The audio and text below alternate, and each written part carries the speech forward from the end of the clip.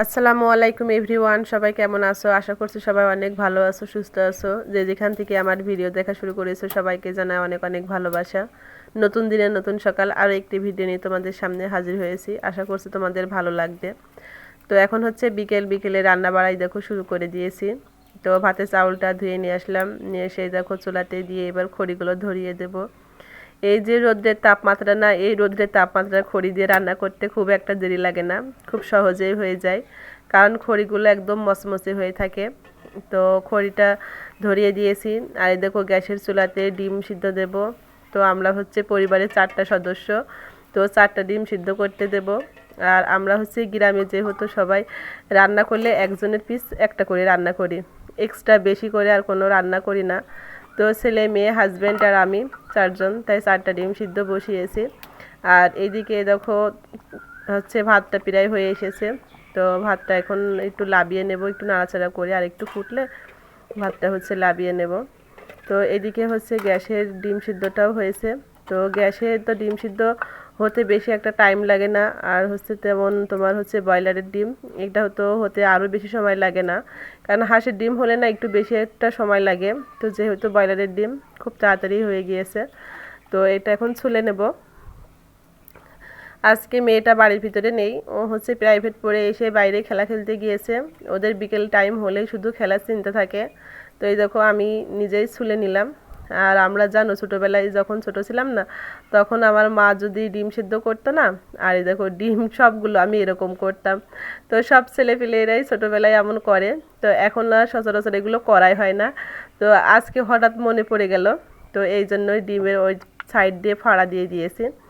আর আমি তেমন একটা ফাড়া দিই না, ওইভাবেই রান্না করি। তো সবাই বলে ওইভাবে রান্না করলে হচ্ছে ঝাল মশলা ঢোকে, আর হচ্ছে ফাড়া না দিলে ঢোকে না। তো আমার কাছে তেমন একটা কিছু মনে হয় না। তো আর বাটনাগুলো বাটিতে রেখে দিয়েছি, পেঁয়াজ রসুন জিরা মশলা আদা বাটা তেজপাতা আর একটু সরিষা দিয়েছি। তো ধরো এগুলো বেটে দেখো মশলাটা কষিয়ে নেব, নিয়ে হচ্ছে ডিমটা দিয়ে দেব। তো ডিমে হলুদ দিয়ে না ভাজি করলেও চলে, কারণ হচ্ছে মশলাতেই থেকেই ডিমের কালার হয়ে যায়। তো তাও হালকা একটু দিয়েছিলাম। আর ডিমটা কষিয়ে যখন ফুটন্ত তখন হচ্ছে একটু কাঁচামরিচ দিয়েছি। কাঁচামরিচের চেহারা তো আর কাঁচামরিচ নেই, কাঁচামরিচের চেহারা তোমার হচ্ছে কাঁচা রয়েছে কিন্তু সব শুকনা হয়ে গিয়েছে, একদম মচমচে শুকনা, সবুজ কালার আর নেই। কারণ যে রোদের তাপমাত্রা, তুমি কাঁচা ঝাল অরিজিনাল ঝালটা আর পাওয়াই যাচ্ছে না, ঝালটা একদম মচমচে শুকনা হয়ে গিয়েছে।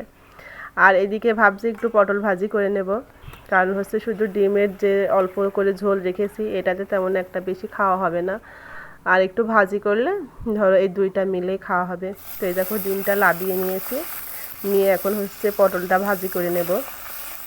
তো পটলগুলো দিয়েছি, আর হচ্ছে 2টা আলু দিয়েছি সিক্সি করে। তো ওইটা হচ্ছে ধুয়ে একটু লবণ মেখে রেখে দিয়েছি। আর হচ্ছে এদিকে তোমার পেঁয়াজ রসুন কাঁচামরিচ জিরা তেলের উপর দিয়ে দিয়েছি। আর এখন একটু ভালো করে নিয়ে নেব।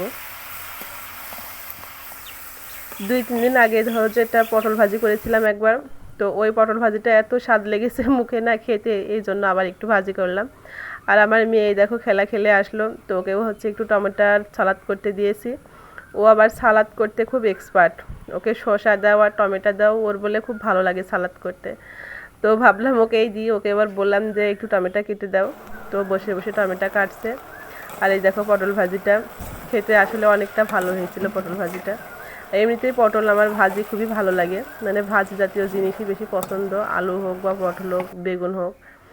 তো সব কিছু রান্নাবাড়া শেষ করে কাজকর্ম করে সন্ধ্যার বিছান গোছানো ঘর ঝাড়ু দেওয়া করে নিয়েছি, এখন এই দেখো খাবার খেতে বসে পড়েছি।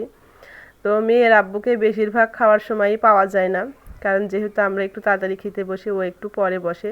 তো ছেলে আর মেয়ে আগে খেয়ে নিল, তারপরে হচ্ছে আমরা 2জন খেয়েছি।